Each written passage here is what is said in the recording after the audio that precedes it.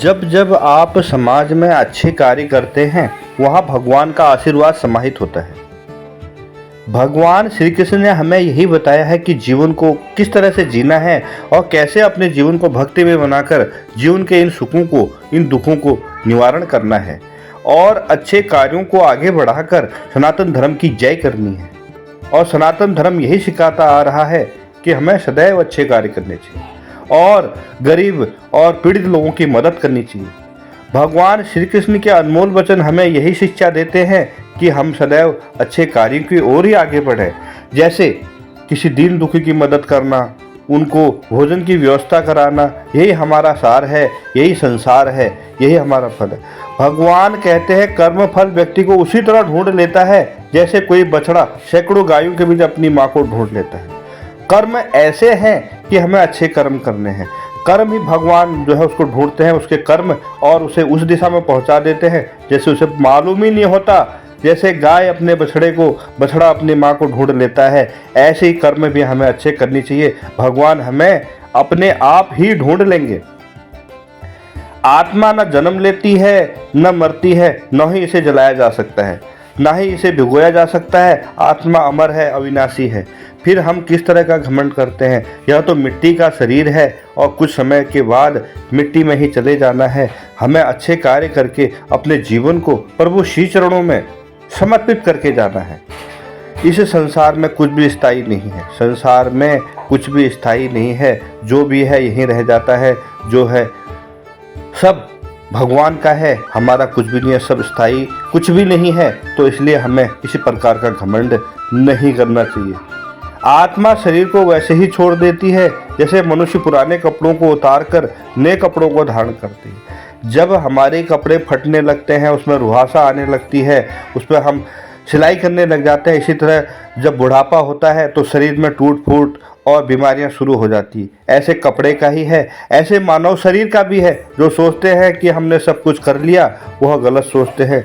हमें अच्छे कार्य करने चाहिए क्योंकि यह शरीर आना जाना है। आत्मा अमर है। जैसे हम कपड़ों को, फटे हुए कपड़ों को उतार कर साइड रख देते हैं, ऐसे भगवान हमारी आत्मा को निकाल कर हमारे शरीर को मिट्टी में मिला देते हैं और आत्मा कहीं अपने शरीर में समा देते हैं। क्योंकि हमें सदैव अच्छे कार्य करने चाहिए। मन शरीर का हिस्सा है। सुख दुख का एहसास करना आत्मा का ही संसार शरीर का काम है। मान अपमान, लाभ हानि, खुश होना, दुखी होना, सब मन की शरारत है। मन ही यह जो सारी चीज़ें हमें उपलब्ध कराता है, दुख सुख, इच्छा, मृत्यु, हर चीज़ इस मन में है। और हमें अच्छे बुरे कर्म भी यह मन ही बताता है कि हमें इस दिशा की ओर जाना चाहिए, अच्छे कार्य जो है करने चाहिए। जब यह संसार ही स्थायी नहीं है तो इस संसार में कोई वस्तु कैसे स्थायी हो सकती है? भगवान कहते हैं मैं सभी जीवों में विद्यमान हूँ। मैं चींटी में भी विद्यमान हूँ और हाथी में भी विद्यमान हूँ। और एक चींटी एक हाथी को डंक दे दे तो हाथी जमोदस हो जाता है। इसलिए घमंड हमें कभी भी नहीं करना चाहिए। सारे रिश्ते नश्वर हैं और न केवल शरीर से जुड़े हुए हों। जैसे ही व्यक्ति को मृत्यु हो जाती है, आत्मा शरीर छोड़ देती है। आत्मा का शरीर से जुड़े रिश्तों से कोई नाता नहीं रह जाता।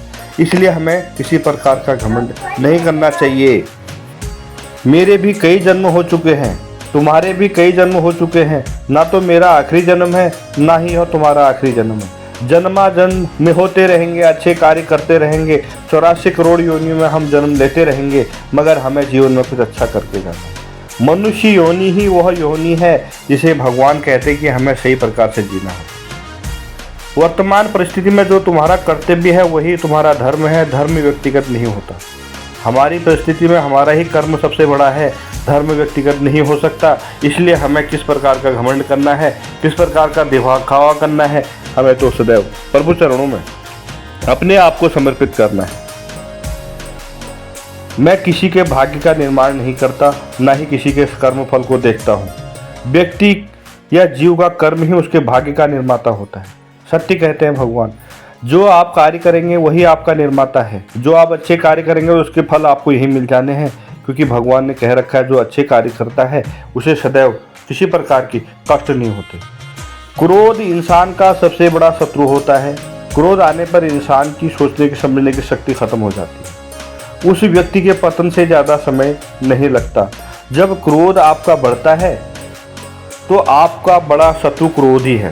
क्रोध आने पर इंसान सोचने समझने की जो शक्ति है वो सारी खत्म हो जाती है। वो वह कर बैठता है जो उसे नहीं करना होता है।